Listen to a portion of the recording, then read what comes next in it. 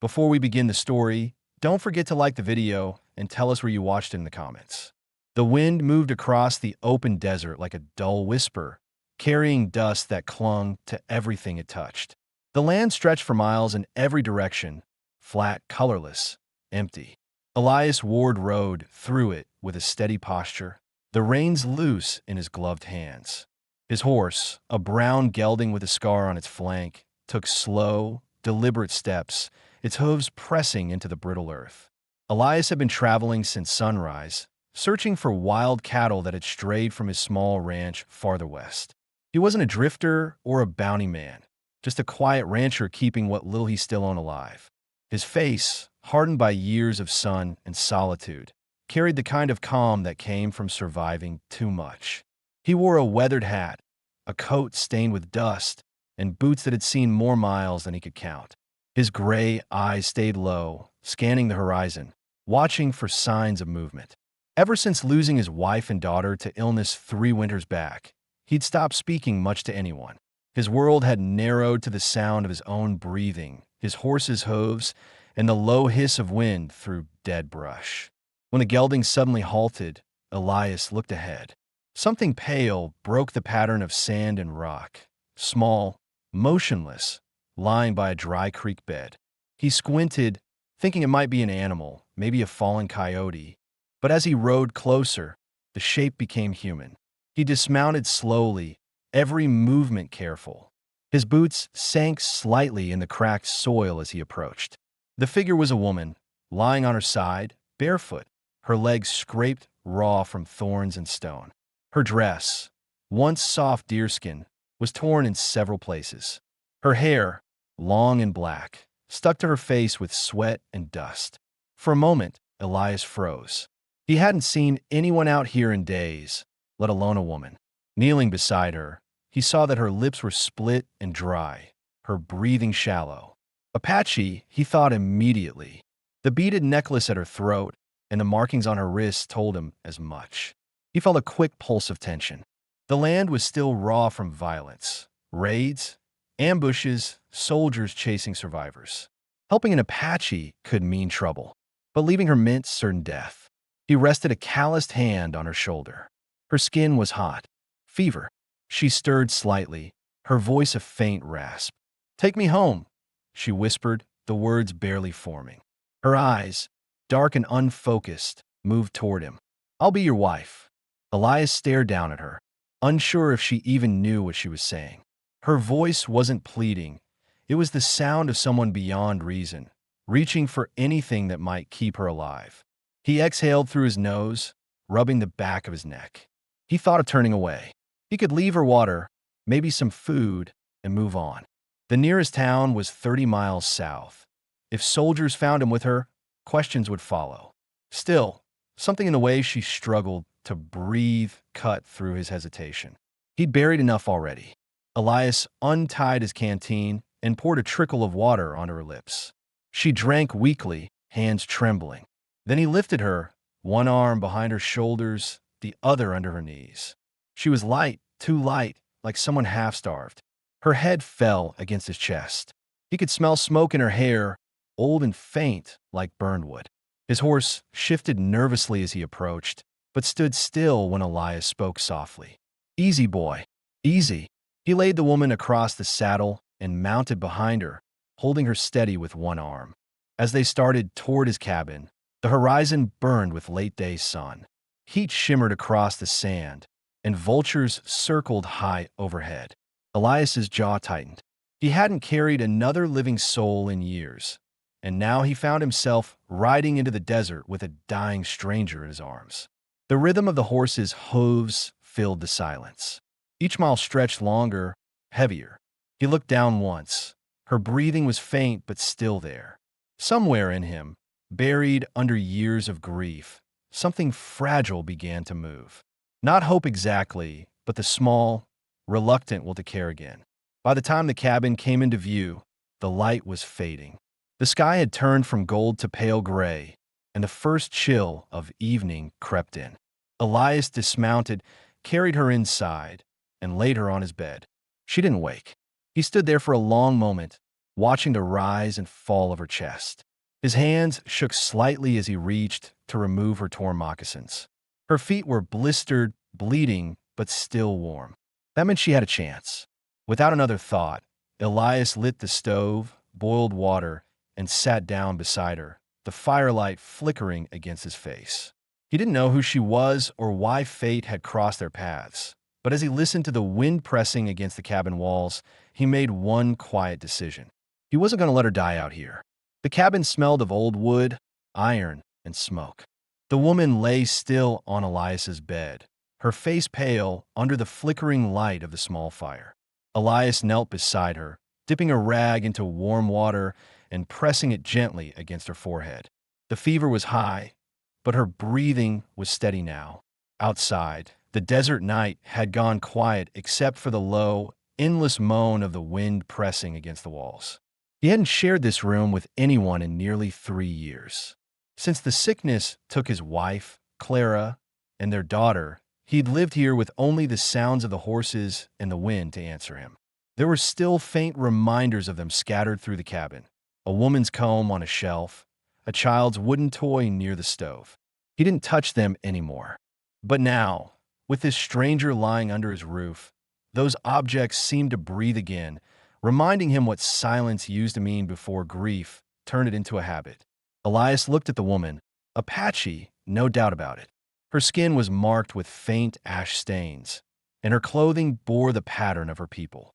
Her hands were cut from climbing rocks, her wrists raw from rope burns.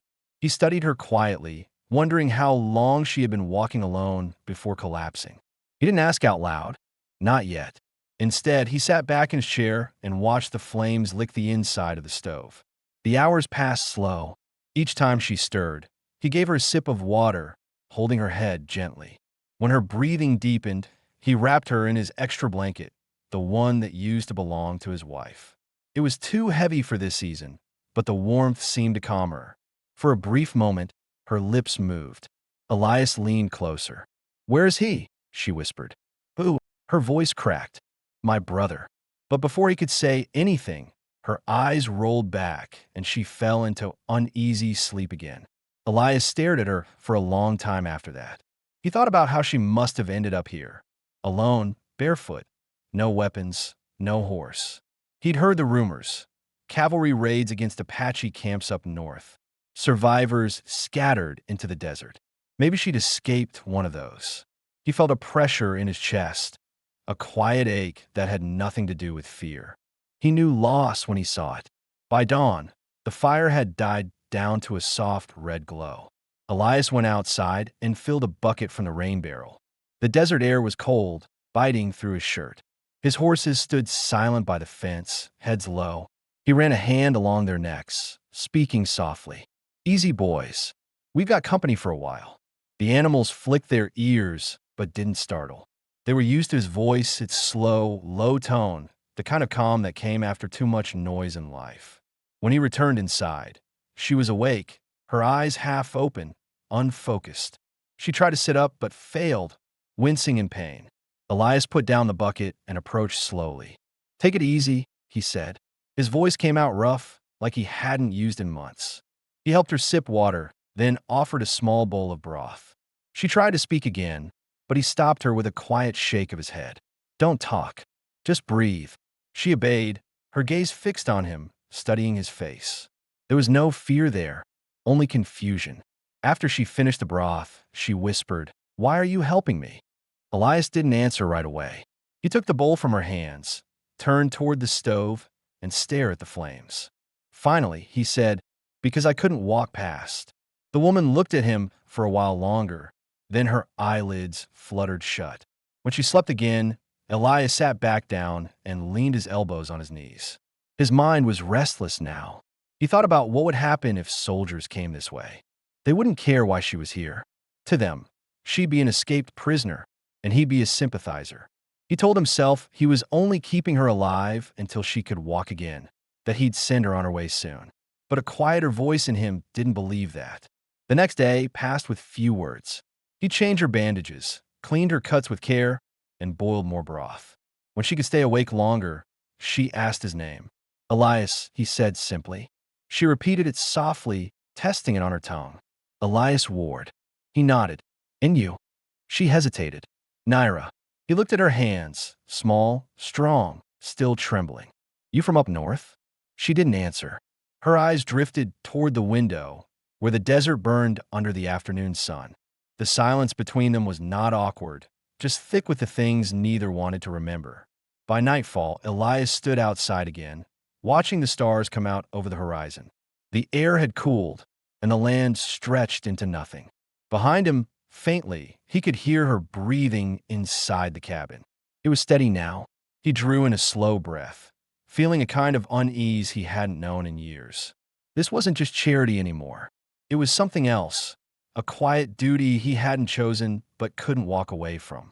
When he stepped back inside, she was awake again, looking toward him. Is this your home? She asked softly. For now, he replied. She studied him, her expression unreadable. Then, thank you for letting me stay in it. Elias nodded once, pulling the blanket higher over her shoulders. Rest. You're safe here. He didn't know if it was true, but as he sat down near the fire again, he decided that, for tonight, it would be. The flames cracked gently, the sound steady and low. Outside, the coyotes called in the distance. Inside, two broken lives breathed under the same roof for the first time, not yet knowing that what began as an act of mercy would soon become the one thing both of them had been missing, a reason to stay. Morning came quiet, gray, and cold. The light crawled through the cracks in the wooden shutters, touching the edges of the room where Naira slept. Elias stood near the stove, stirring a pot of cornmeal porridge. His movements were slow, deliberate, not out of laziness, but habit. Life alone had trained him to move like a man who didn't waste effort. The smell of smoke and boiled grain filled the cabin. When Naira opened her eyes, she saw him for the first time clearly, tall, broad-shouldered, his hair streaked with dust and gray, a beard trimmed short, and eyes that didn't wander. He noticed her awake and nodded once. You should eat, he said simply, placing a bowl on the small table beside her. His voice was calm, quiet, and careful, as if every word had weight.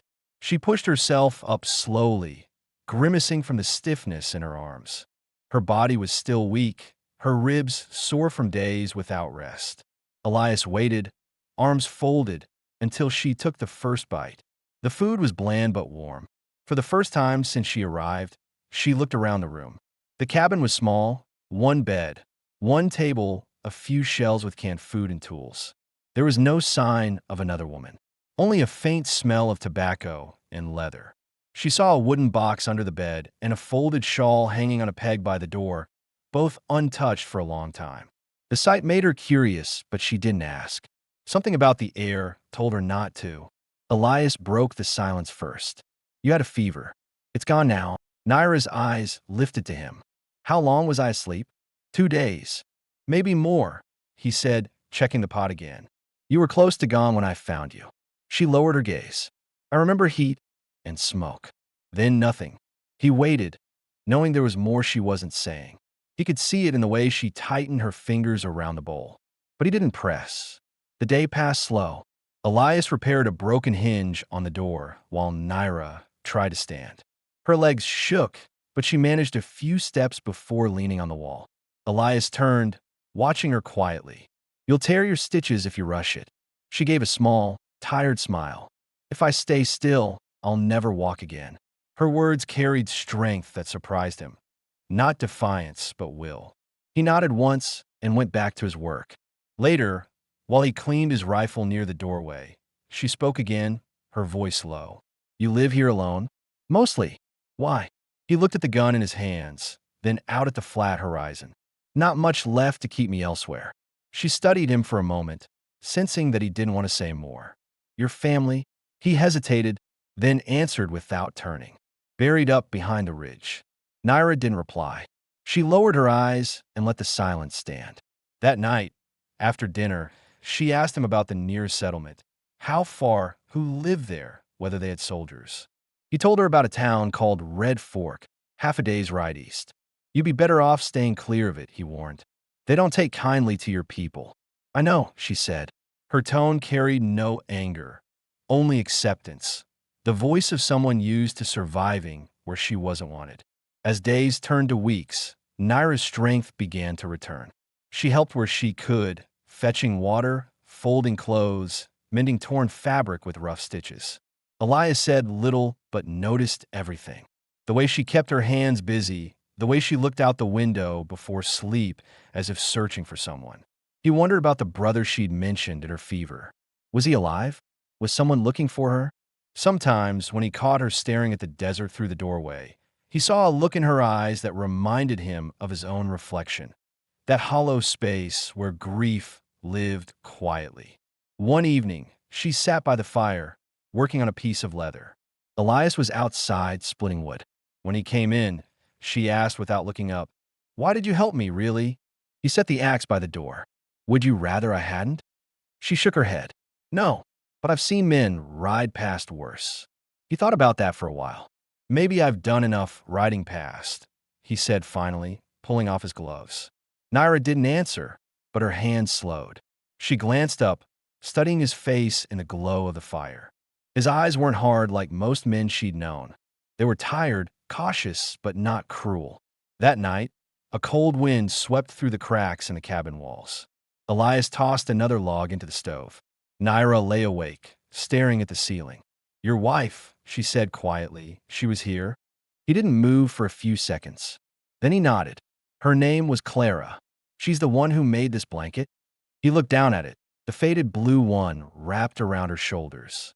"Yeah, it's warm." He gave a faint smile, the kind that disappeared before it reached his eyes. She always said warmth was a kind of kindness. The room went still again. Naira didn't speak after that. Outside, coyotes howled across the empty land. Elias sat awake long after she'd fallen asleep, staring at the faint outline of her form under the blanket. Something quiet had settled between them. Not trust yet, but understanding. She had nowhere to go. He had no one left. Before dawn, he stepped outside and looked toward the ridge where two small wooden crosses stood. The wind moved across the desert, stirring dust around his boots. He spoke softly under his breath, words meant for no one but the dead. "Didn't think I'd let anyone in again. Guess I was wrong." When he went back inside, the first light of morning touched the cabin walls. Naira was still asleep, her breathing calm, her hand resting over the same blanket Clara once used. Elias stood for a moment, then turned to the stove and lit the fire again. The desert outside was waking, and so, in a way, was he. The days began to fall into rhythm, slow, steady, almost peaceful. Morning light spread through the thin curtains, cutting lines across the floor. The cabin no longer felt as empty.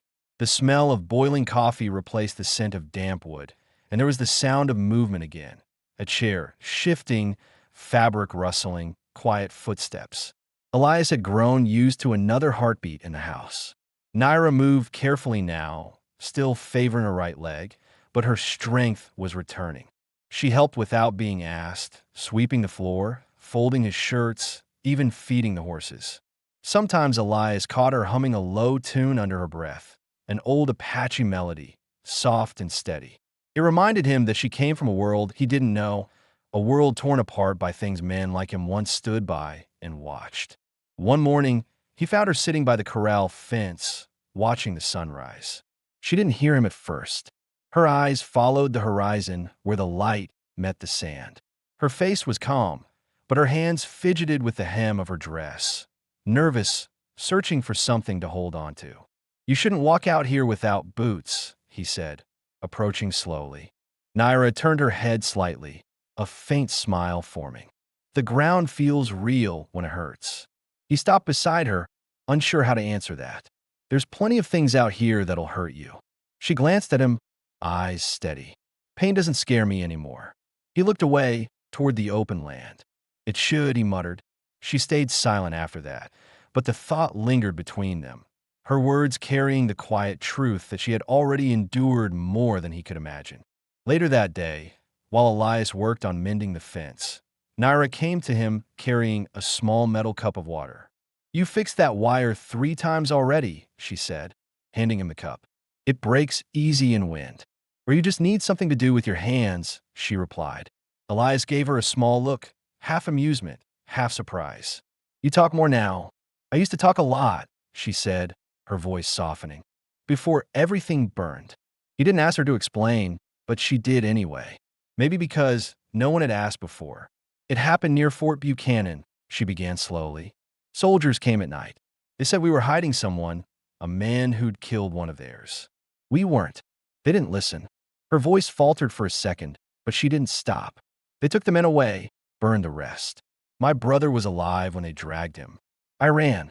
Elias stopped working. The silence that followed was heavy, not from pity, but from understanding. He had buried his own, and the look in her eyes told him she'd been forced to leave hers behind. I'm sorry, he said quietly. She shook her head. Don't be. You didn't light the fire. The wind picked up, lifting dust from the ground. Elias set down his tools. You plan to go back? If I knew where to go, she said, looking out toward the desert. I would have gone already. He studied her face, the exhaustion beneath her calm, the resilience in the way she stood. She wasn't waiting to be saved. She was just trying to stay alive long enough to choose her own path again. That night, the air turned cold. The stove burned low, casting orange light across the walls. Naira couldn't sleep. Her body healed, but her mind still woke to flashes, the screams, the flames, the sound of gunfire. She sat up, her breathing quick, until she noticed Elias by the stove, carving wood in silence. He didn't look at her when he spoke. Can't sleep either? Too quiet, she answered. He gave a faint nod. It's worse when it's quiet. You start hearing what you try to forget. She watched him, his rough hands moving over the small block of wood. What are you making? Don't know yet, he said. Used to carve for my daughter. She liked animals. Little things that fit in her palm. What happened to her? He didn't stop carving, but his voice dropped lower. Fever. Took her and her mother both. 2 days apart. For a while, neither spoke. The fire cracked softly, and the night pressed close around the cabin. Then Naira said, You don't talk about them much. Not much to say. Maybe there is, she said quietly. Maybe saying their names keeps them here. Elias set down the carving knife. His hands trembled slightly, the way they did when old grief tried to surface. He hadn't spoken his wife's name aloud in years. But now, in the small, dim light of the cabin, it felt right. Clara, he said, and Ruth. Naira nodded once. They sound kind. They were. The silence after that was different, no longer empty. She reached toward the small wooden figure he'd carved. A tiny horse, half-shaped, rough at the edges. You still remember how to make them, she said. He gave a tired half-smile. Guess I do. When morning came, Elias stepped outside to chop wood. The light was sharp, the air thin. Behind him, Naira began sweeping the porch, her movements steady. It was an ordinary scene, two people who shouldn't have met, finding a way to exist in the same silence. As she worked, Naira looked up toward the ridge beyond the cabin, where two crosses stood faintly against the horizon. She didn't ask about them this time. She just kept sweeping, quietly, respectfully. Inside, Elias paused by the door, watching her through the small window. For the first time in years, he realized he wasn't thinking about leaving or counting the days until the season ended. He just wanted the quiet to last. But deep down, both of them knew the world outside wasn't done with either of them. The desert, the soldiers, the memories, they would find their way back. They always did. Still, as the sun rose higher and the air warmed, the cabin didn't feel haunted anymore. It felt alive. And that, Elias thought, was enough for now. The days began to stretch into one another, marked not by dates but by small, repeating moments. The sound of the fire being fed each morning, the creak of the corral gate, the soft clatter of tin bowls at supper. Elias had grown, used to another pair of footsteps on the cabin floor. He no longer startled at the sound of movement or the sight of her shadow crossing the doorway. Naira had become part of the place, careful, quiet, and steady, like she'd always belonged there. The first sign of spring touched the desert. Thin grass sprouted near the rocks, and the horses' coats began to shine again. The lights softened in color, no longer the harsh white that burned through everything, but something warmer, almost forgiving. Elias noticed it the same way he noticed Naira. Gradually, without meaning to. She worked with him now. When he repaired the roof, she handed him nails. When he tended the horses, she brushed them while humming the same low tune that had once filled her burned village. It was not the kind of companionship that required words. He spoke only when necessary. She understood him without demanding more. One morning, while collecting water from the rain barrel, she asked quietly, "Do you ever go into town?"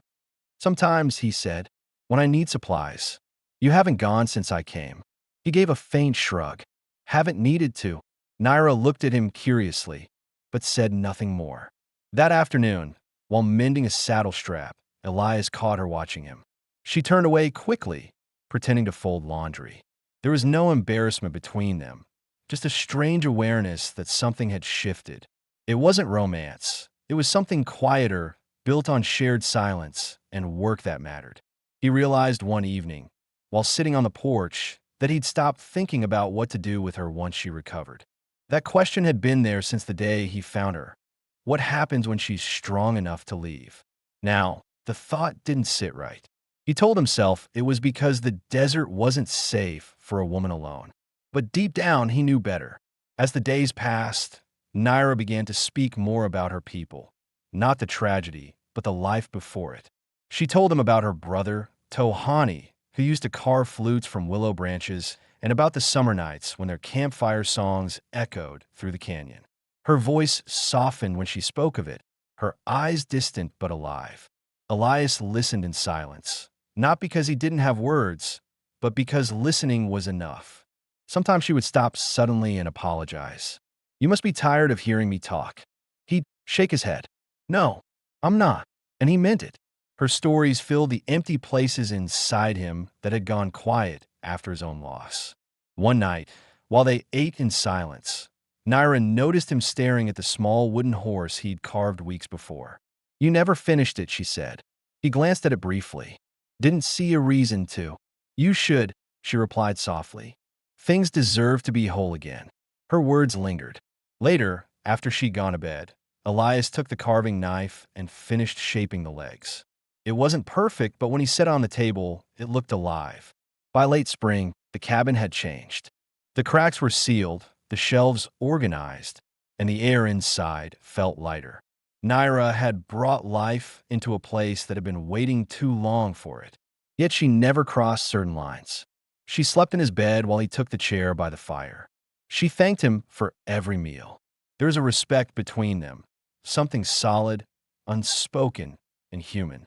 Still, Elias sometimes caught a shadow crossing her face when she thought he wasn't looking, a quiet sadness, like she was waiting for something that might never come. He wanted to ask about her brother again, but didn't.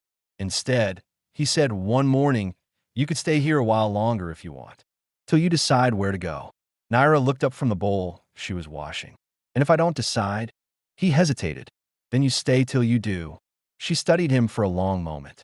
"That sounds like a man who doesn't want to be alone." Elias gave a short nod. "Maybe it's that simple." The following day, while she was hanging laundry outside, she saw a rider in the distance, a dark figure moving slowly across the ridge. Her hands froze. For a brief second, panic flashed in her eyes. She turned to Elias, who was chopping wood. "Someone's coming," she said. He followed her gaze. The rider stopped near the old trail, watching the cabin. Elias's hand went to the revolver at his belt out of instinct, but the figure turned away and disappeared over the hill. That night, Naira was quiet. She didn't eat much. When Elias asked what she saw, she said only, "Could have been nothing. Could have been someone from before." Her voice trembled slightly. He didn't push her for more. Instead, he said, "You're safe here." "I was safe before, too," she whispered, "right until I wasn't." Elias didn't have an answer for that. He knew she was right. In this land, safety was a fragile thing. It lasted only as long as no one noticed you had it. Before dawn, she woke from a nightmare, sweat glistening on her forehead. She sat up and found Elias sitting by the stove, awake as always, carving another figure in the dim light. She watched him for a long moment before speaking. "You don't sleep much." He shook his head. "Haven't in years." "What?" He thought about it, then said, Too much noise behind my eyes when it's dark. Her lips curved faintly. Not a smile, but something close. You're not as quiet as you think, she said.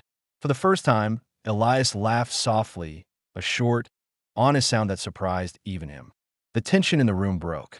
For a brief moment, the cabin felt like home. Not a shelter from the world, but a place where two wounded souls could breathe without fear. The next morning, the desert wind carried the smell of rain, and the horizon shimmered with storm clouds. Naira stood by the doorway, watching the changing sky. Elias joined her, his arms crossed, his voice low. Rain's coming. You ever seen a desert bloom after a storm? She shook her head. Then you will, he said. And as thunder rumbled far off in the distance, the air between them felt different, heavier, but not dark. Something was growing there, as fragile and as necessary as rain in the desert. Neither of them said the word home, but for the first time, both understood what it meant. The storm came before noon, rolling in from the south with a heavy, gray sky that swallowed the sun. The wind carried dust and the smell of wet earth, a rare scent that always brought silence before the rain. Elias tied down the horses, while Naira pulled the shutters closed and kept the fire going inside. The cabin trembled slightly with each gust. By the time the rain began, it was steady and cold. The sound of it drumming on the roof filled the space between them. They ate in quiet, the glow of the stove soft against the walls. Elias kept glancing toward the window, a habit from years of solitude and caution. In the desert, unexpected visitors usually meant trouble.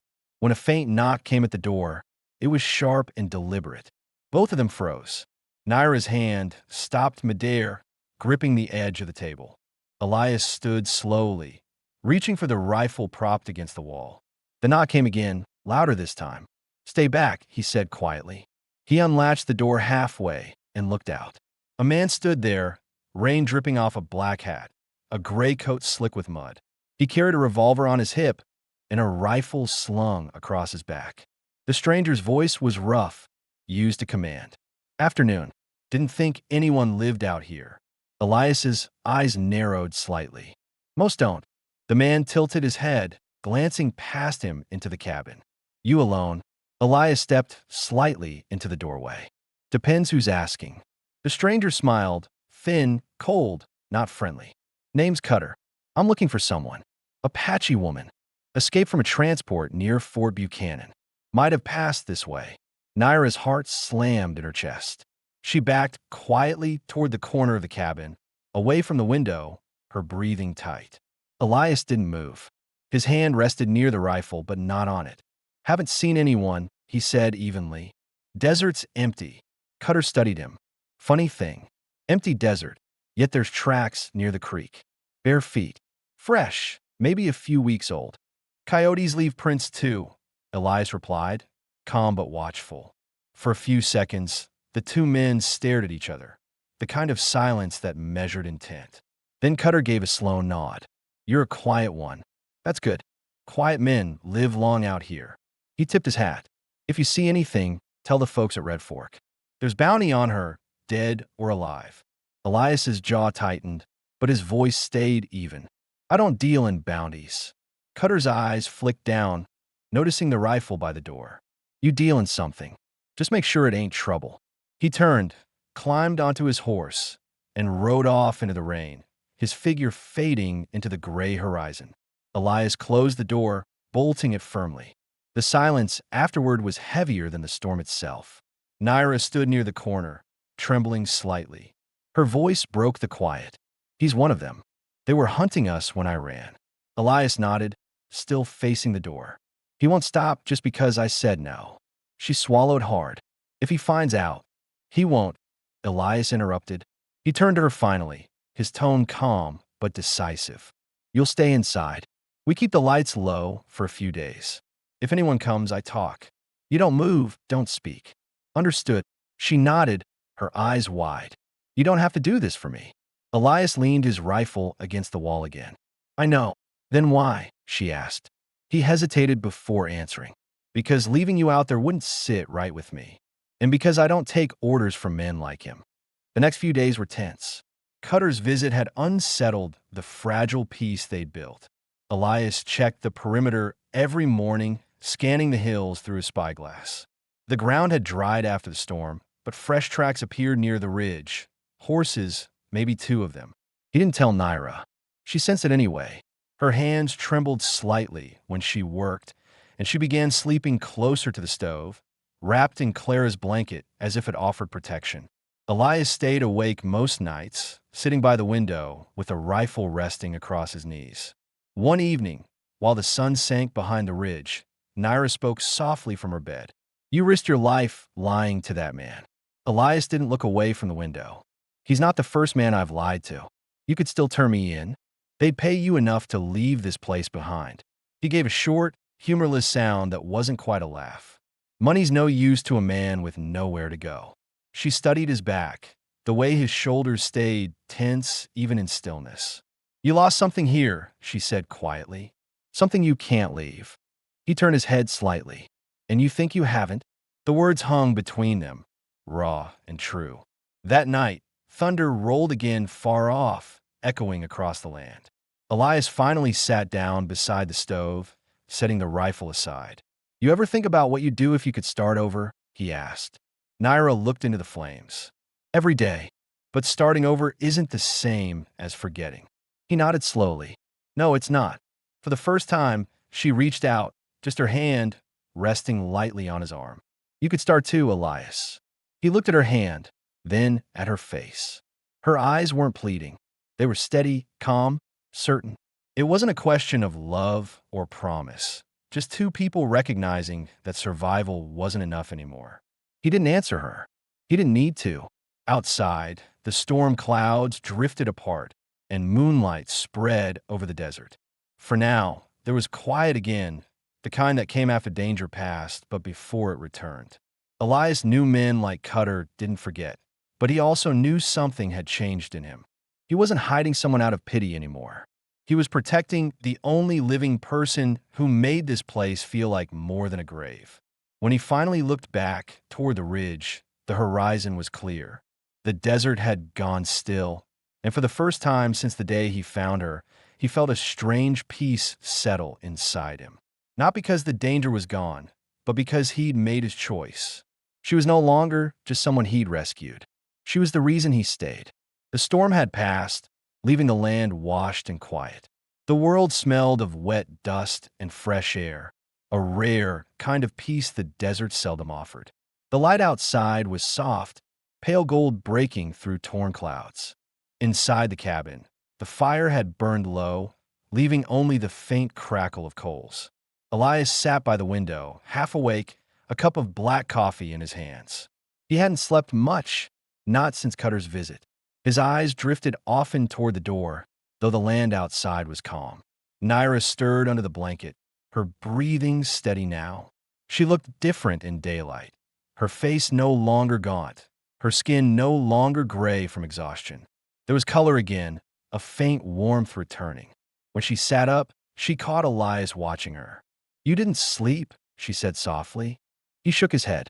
"Didn't want to." She studied him for a moment. "You think he'll come back?" He didn't deny it. "Men like him don't quit easy."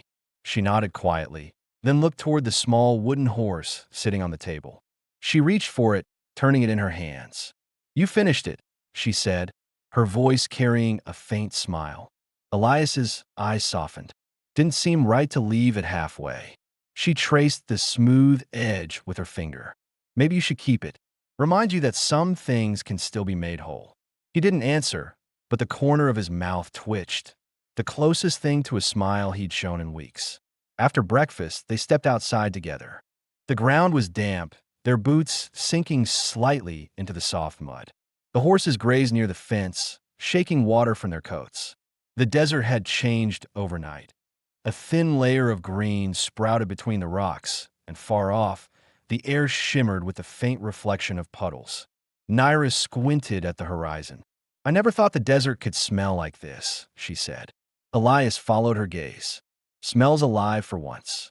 "Maybe it is." They spent the day repairing what the storm had taken. The fence had collapsed in two places, and a corner of the roof had peeled loose. Elias worked in steady silence, hammering nails, cutting new planks. Naira held the boards in place, her hair falling loose from its braid, strands sticking to her face with sweat. At one point, the hammer slipped from Elias's hand, hitting the dirt with a dull thud. She bent down to hand it back, their fingers brushing for an instant. Neither spoke, but both felt the small, grounding weight of that touch. In the afternoon, the sun returned full, drying the earth and their worries with it. Naira fetched water from the barrel, pouring some over her hands. Elias watched her from the shade of the porch, his expression unreadable. For the first time, he wasn't just seeing her as the woman he had rescued. He was seeing the way she stood now, steady, sure, her strength no longer desperate but quiet and firm. When evening came, the light softened again. Naira cooked beans with the last of their flour, the simple meal filling the room with warmth. They ate side by side, as they always did, without much talk. But the silence was different now. No longer guarded, no longer built from fear.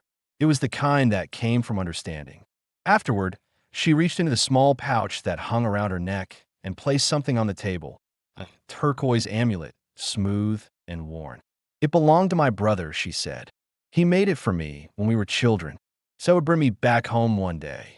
Elias looked at the small piece of stone, the color deep and alive against the rough wood. "You want to keep it safe?" She shook her head. "No, I want to hear. If this is where I stay, then it belongs here." He didn't move for a long time. The air between them grew still. Then he said quietly, "You don't owe me that." "I know," she replied. "That's why it means something." Elias reached out and closed his hand gently over the amulet, then slid it back toward her. "Keep it. A home's not something you give, it's something that stays." Her eyes met his, steady and calm. "Then maybe it's already here." Outside, the sky had turned amber, streaked with gray. The last light of day spread across the wet sand, reflecting off the shallow puddles like small mirrors. Elias stood on the porch, lighting his pipe, while Naira came to stand beside him. The world stretched wide and silent before them. "Do you ever think about leaving?" she asked. He looked out toward the ridge where the grave stood. "I did once.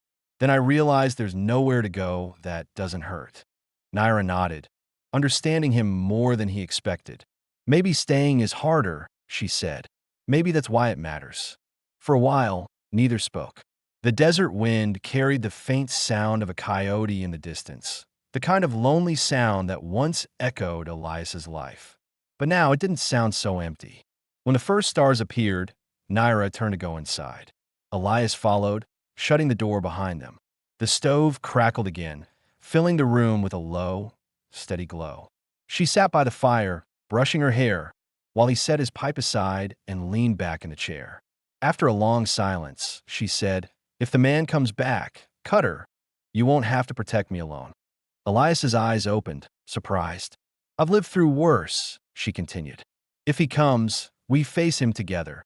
He studied her for a moment, then nodded once. "All right." There was no sentiment in his tone, no grand promise, just quiet respect. It was the kind of agreement forged between two people who had already survived everything they could lose. The wind outside calmed, the world settling into stillness again. Naira placed the turquoise amulet on the table beside the wooden horse. The firelight caught both, one carved by grief, the other born of love, and for the first time they belonged in the same place. Elias watched her as she settled down near the fire. He thought about how far she had come since the day he found her, and how far he'd come without moving an inch.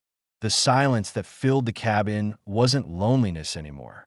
It was peace, and as the night deepened, the sound of her breathing became the only rhythm he needed to know that, after years of loss, something good had finally chosen to stay.